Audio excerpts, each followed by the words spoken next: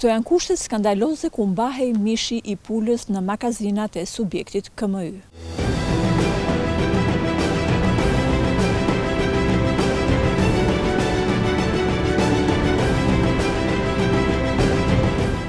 Produkte ushqimori vendosur në ambiente me pranim myku dhe ndryshku përbën rrezik serioz për sigurinë ushqimore. Nëse AKU nuk do të ushtronte kontroll në magazinat e KMY, ky mish mund të kishte përfunduar në tryezat tona.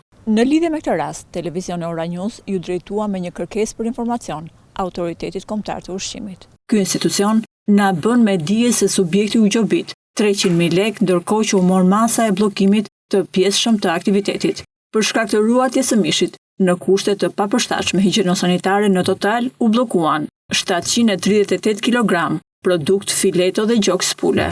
Duke u nisur nga fakti që kjo situatë prek drejt për drejt konsumatorin, televizioni Ora News u drejtua me një kërkesë për informacion kombinatit të mishit Ysberish në Tiranë.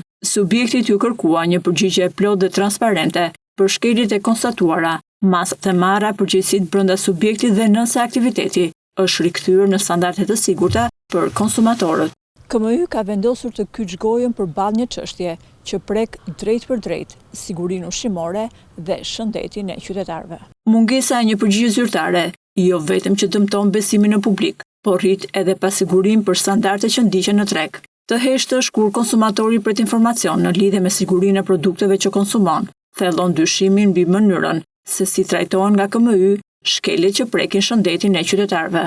Më herët në një investigim të kryer nga televizioni Ora News, është denoncuar fakti se KMY kishte kryer procedura të dyshimta të azësimit të sallamit të skaduar. Kjo pasi Agjencia Kombëtare e Mjedisit, institucion që duhet të jetë prezent në azësimin e produkteve të hequra nga përdorimi, nuk kishte asnjë informacion se ku kishte përfunduar 54 ton mish dhe sallam i skaduar KMY.